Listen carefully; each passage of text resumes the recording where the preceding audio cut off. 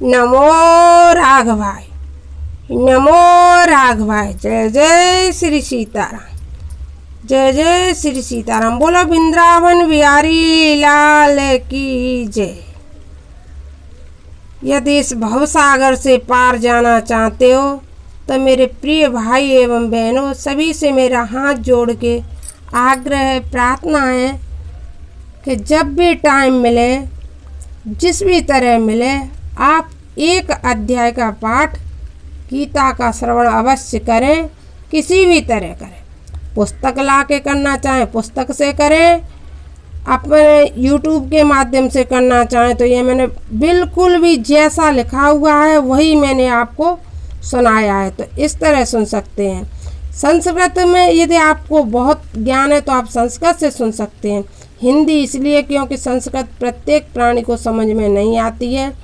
फल वही है, चाहे आप अनाज को दूध में रोटी मीज के खा लो या सब्जी रोटी खा लो, अनाज अनाज ही रहता है। ये गीता ज्ञान है।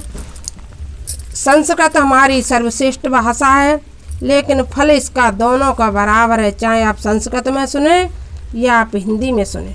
नमो राघवाय। अतः 15वां अध्याय पुरुषोत्तम योग।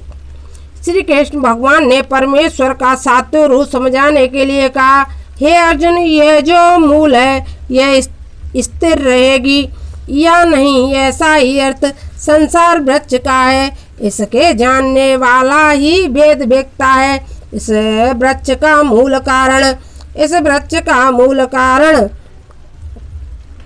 सबसे उत्कृष्ट ऊंचा ब्रह्म है। उसमें अर्वाचीन अधोभूत अव्यक्त तत्व आदि इसकी है। इससे अर्वाचीन अधिभूत अव्यक्त तत्व आदि इसकी शाखाएं। यह अविच्छिन्न प्रभाव होने से अविनाशी है। यज्ञ दान तप आदि कर्मों का प्रतिपादन करने वाले वेद मंत्र इसके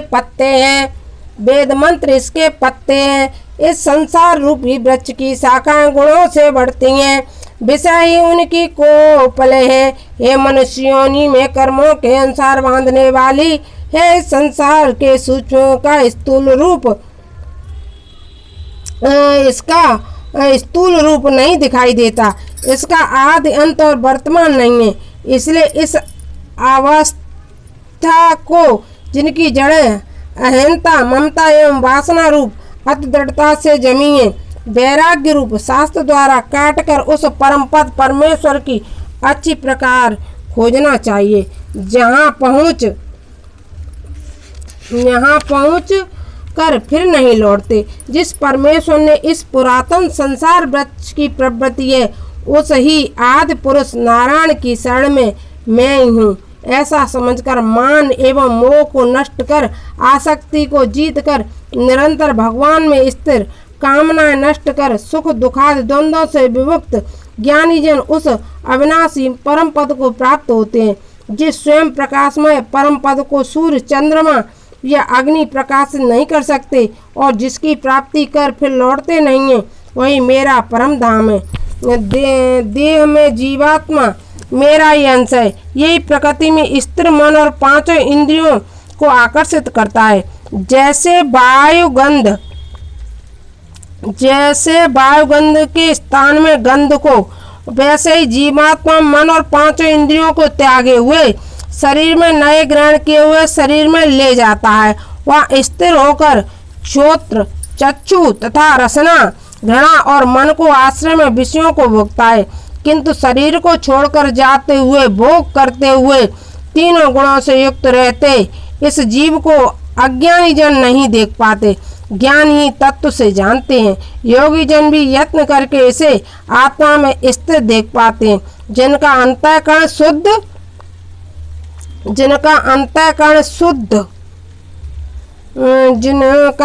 शुद्ध नहीं है, वे अज्ञानी तो यत्न करके भी इसे नहीं जान पाते। सूर्य का जो तेज सारे विश्व को प्रकाशित करता है, चंद्र आसक्ति में जो तेज है, मेरा ही प्रकाश जान। मैं पृथ्वी में प्रविष्ट हो अपनी शक्ति से भक्तों को धारण करता हूँ। रस स्वरूप अमृत होकर सब औषधियों को पुष्ट करता हूँ तथा प्राणियों के शरीर में स्थिर वैश्वानर अग्नि रूप होकर प्राण और अपान से युक्त हुआ भक्ष्य रोटी आदि, पेय पिया जाने वाला दूध आदि, पिए जाने वाला दूध आदि, लेप चटनी आदि और चौस ऊख आदि इन 4 प्रकार के अन्न को पचाता हूँ। मैं अंतर्यामी रूप से प्राणियों के हृदय में स्थिर हूँ। मेरे से ही स्मृति, ज्ञान, अपोहन, विचार द्वारा संयम आदि दोषों का निराकरण होता है। सब वेदों का जानने योग वेदांत ज्ञान का कर्ता और वेद का वेत्ता भी मैं ही हूँ। हे अर्जुन, इस संसार में जो पुरुष है, एक अक्षर विनाशी शरीर और दूसरा उनमें नित्य अविनाशी जीवात्मा, इन दोनों में से एक तीसरा है जिसको परमात्मा कहते हैं। यह ईश्वर तीनों लोकों का अधिष्ठाता बनकर उनका भरण पोषण करता है। मैं जड़ वर्ग से सर्वथा अतीत हूँ ही, अर्थात जीवात्मा से भी उत्पन्न हूँ। इसलिए लोक और वेद से पुरुषोत्तम नाम से ही प्रसिद्ध हूँ। जो ज्ञानी पुरुष इस प्रकार के तत्व को जानता है वह इस संसार से मुझ वसुदेव परमेश्वर को ही भयता है। निष्पाप अर्जुन, मैंने यह अत्यंत गोपनीय शास्त्र तुझे बताया है। इसको तत्व से जानकर मनुष्य ज्ञानवान और कृतार्थ हो जाता है। इति श्रीमद् भागवत सुपनिषद ब्रह्म विद्या योग शास्त्रे श्री कृष्ण अर्जुने संवादे पुरुषोत्तम योगे नाम 15 अध्याय समाप्त। बोल वृंदावन बिहारी लाल की जय।